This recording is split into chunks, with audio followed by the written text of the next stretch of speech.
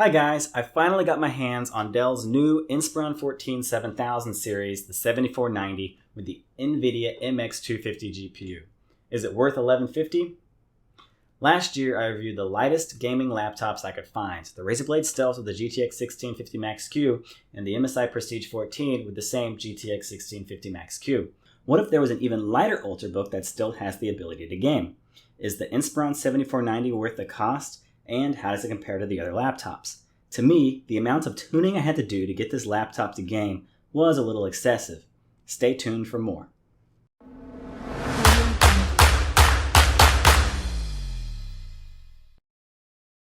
Before I get started, I just wanted to thank everyone for sticking with me through these videos, as I'm celebrating my goal of reaching 1,000 subscribers. Let's see if this video can push us to 2,000.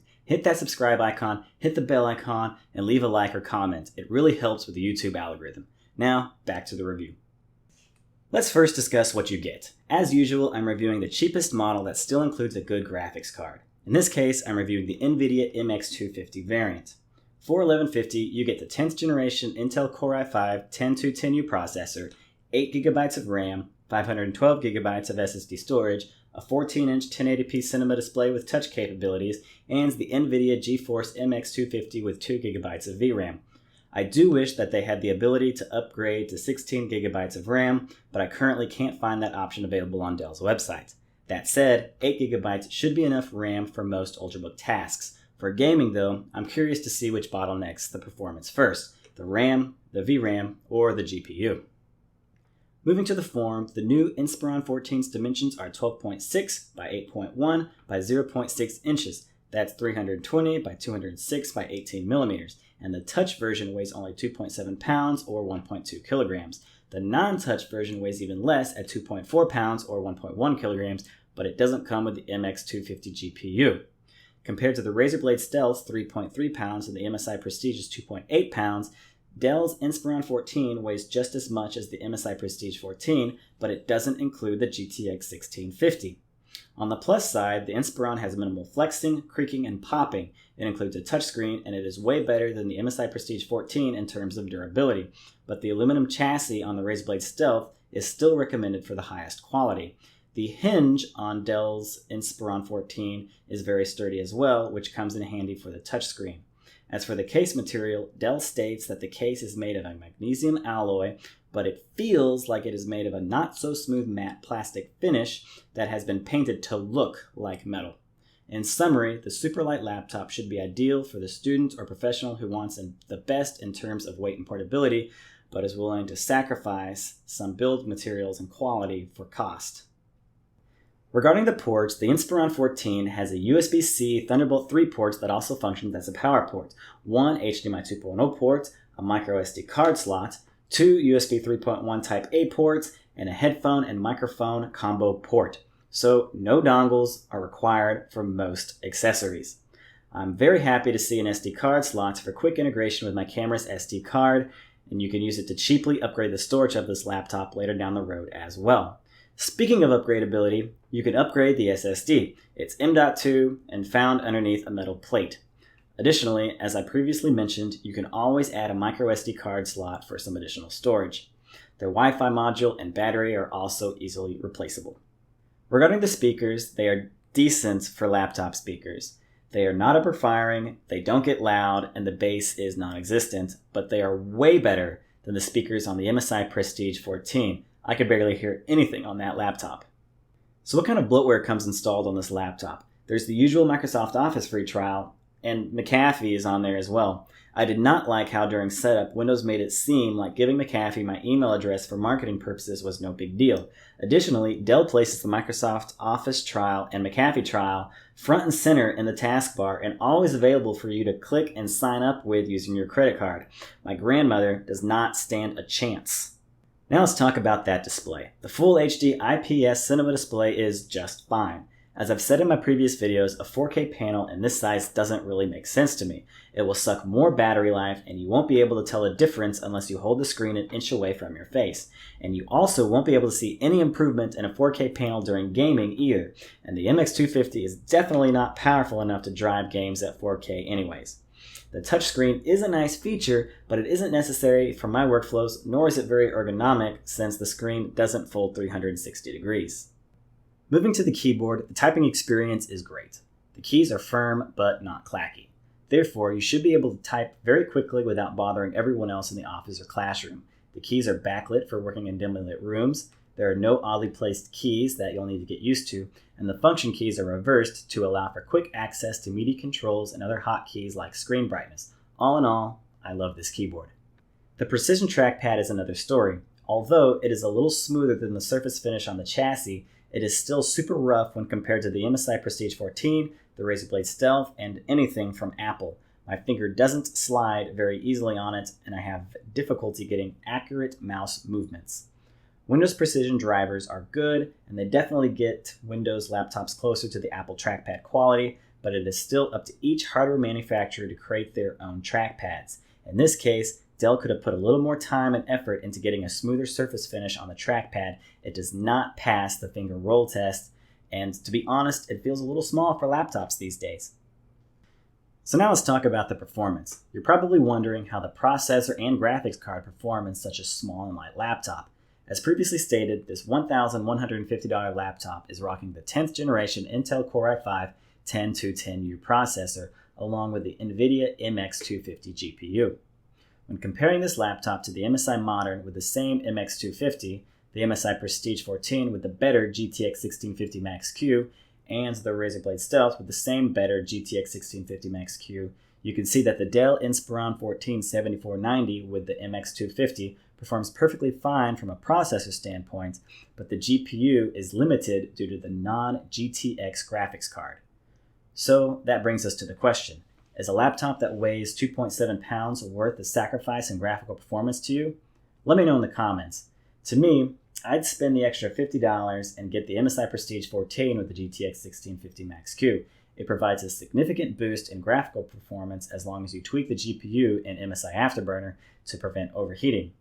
Check out that video in the link provided above and in the description.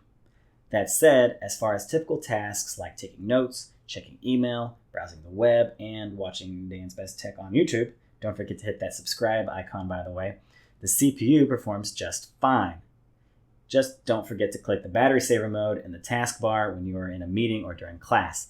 Otherwise, Windows might try and do some tasks in the background, which won't only reduce your battery life, but it will also cause the single fan to spin up. I'll discuss more on the single fan a little later in the video. I know not many people are going to buy this laptop for gaming, but let's do the tests anyways. So I wanted to test out Grand Theft Auto 5, Doom, Tomb Raider, and The Witcher 3 at maxed out settings to compare the tests against what I did with the Razer Blade Stealth and the MSI Prestige 14. But the results here were not as expected. First, Grand Theft Auto 5 wouldn't let me max out its settings due to the limited 2GB of VRAM, so I had to drop the texture quality to medium. Everything else maxed out caused the game to run at approximately 18 FPS, but the single fan caused the temperatures to rise significantly to the point where we got thermal throttling and, more importantly, stutter. Reducing the settings to low at 720p increased the FPS to 100, but the temperatures were still up there, and we still had thermal throttling, and more importantly, we still had stutter. So that's it. Don't buy this laptop. Review over. Mic drop. Well, not exactly. There's a fix. I opened up MSI Afterburner and locked the GPU frequency to 910 MHz, but we were still thermal throttling. Therefore, I downloaded Throttle Stop and disabled Turbo Boost on the CPU. Might have been overkill, but it worked. The CPU and GPU temperatures finally stopped climbing high enough to cause thermal throttling. The results are as follows. At maxed out settings, but the texture quality still at medium, Grand Theft Auto 5 ran at an improved 18 to 28 FPS, and at low settings at 720p, the FPS increased to 40 to 100 FPS with no thermal throttling and, more importantly, no stutter. Let's move to Doom. At stock settings, Doom got around 9 FPS at maxed out settings. Turning the settings to low at 720p only increased the FPS to around 23, but we were still thermal throttling, and changing to Vulkan didn't change much. Once the GPU started thermal throttling though, the FPS drops to 12 even at the lowest settings. With the Undervolt and disabled Turbo Boost, Doom ran at an improved 14 to 22 FPS with maxed out settings at 1080p, and at low settings at 720p, the FPS increased to around 60 FPS. I got no thermal throttling or stutter. Tomb Raider, an older title, could run for longer periods of time before the temperatures rose, so it ran at a maxed out settings at 30 FPS at stock. Dropping the settings to low at 720p increased the FPS to anywhere between 60 and 100 FPS, but there was still some significant stutter. With the Undervolt and disabled Turbo Boost, Tomb Raider's performance seemed to decrease to 19 FPS with maxed out settings and 1080p, but with low settings at 720p, the FPS increased to 160. Witcher 3, on the other hand, was severely limited by thermal throttling at stock. At maxed out settings, we got 4 to 10 FPS depending on the temperatures. At low settings in 720p, the thermal throttling was still significant and stutter was severe. With the Undervolt and disabled Turbo Boost, Witcher 3 ran at 9 FPS with maxed out settings at 1080p, but at low settings at 720p, the FPS increased to a much more reasonable 40. Again, there was no thermal throttling or stuttering during any of these tests during extended gaming sessions with the GPU Undervolt and the disabled Turbo Boost. All in all, the gaming performance on this laptop is subpar. It has a weaker GPU than the Razer Blade Stealth and the MSI Prestige 14, and it still requires significant tweaking to keep from thermal throttling during gaming, even more so than the MSI Prestige 14 with its much stronger GTX 1650 Max-Q. What about professionals out there who need to use other programs like SolidWorks? Its benchmarks are seen here. It'll work just fine for simple parts and small assemblies, but for your complex designs, I recommend something a little beefier than an Ultrabook. Additionally, it looks like capping the CPU from turbo boosting causes SolidWorks' performance to suffer, so I recommend running SolidWorks at stock settings. No GPU undervolts and no CPU frequency cap is required. So yeah, this laptop is just fine for light office use where you need a slightly stronger GPU.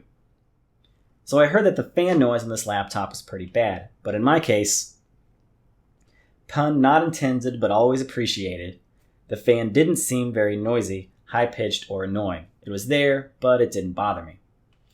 So what about the battery performance? The 52 mAh battery is sufficiently sized for such a thin and light laptop. In comparison, the maximum battery size you can take on a plane with you is 100 mAh.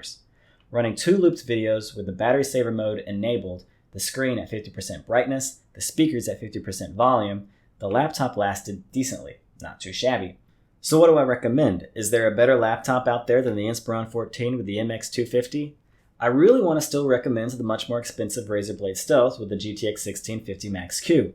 Although it weighs half a pound heavier, the build quality in that laptop feels much more premium, the cooling is much better with the additional fan and heat pipes, and it has 3 times the graphical performance. It will just cost you $1,800 rather than $1,150. Is it worth the extra $650 to you? But what about the MSI Prestige 14, you might ask? To me, build quality is very important, and that laptop had some significant mouse issues and flexing problems, and in my opinion, the cooler something runs, the longer it will last. And right now, the Inspiron 14 and the MSI Prestige 14 just aren't cooling sufficiently enough with their single fans. So let's talk about Apple stuff now. If you've been watching my videos, you know that I use MacBooks as my daily driver. I just love those smooth glass trackpads, and Final Cut Pro doesn't require subscription, so it is my video editing software of choice. But will this laptop convert me to Windows? Just like the Razer Blade Stealth and the MSI Prestige 14 laptops, this laptop is very tempting, since it gives you so much more bang for the buck. The size and weight are superb, the keyboard typing experience is better than any butterfly keyboard from Apple, it is a greater variety of ports like USB Type-A and microSD card slots, the GPU performance is okay, and if you're a gamer, the Windows library of games is far superior though. So if you want one of the lightest laptops that still has okay GPU performance and can do some light gaming, one that weighs less than the MSI Prestige 14 and Razer Blade Stealth, then the Inspiron 147490 with the MX250 GPU is a great option. If you need Final Cut Pro though, stick with the MacBook. So in conclusion, should you buy the Dell Inspiron 147490 with the MX250 GPU? If you want one of the cheapest super light laptops with an MX250 GPU that can do some light gaming, one that weighs only 2.7 pounds, one that has 512 gigabytes of SSD storage, one that has upgradable storage, one that has a great feeling keyboard, one with a multitude of ports including Thunderbolt 3, USB-A, and a microSD card slot, and one that only costs $1150, then the Dell Inspiron 147490 is for you. Just remember, it only has 8 gigabytes of RAM, the trackpad isn't as great as many MacBook alternatives, the sound is subpar, it comes with bloatware, and there is thermal throttling out of the box. But what do you think? Is this laptop worth it to you? Is it better than the $1,200 MSI Prestige 14 or the $1,800 Razer Blade Stealth? Do you know of any better alternatives? Let me know what you'd like me to review next in the comments below. Click like if you like this video. If you haven't done it already, please subscribe and hit the bell icon if you want to see more. And check out dansbesttech.com for a full written review.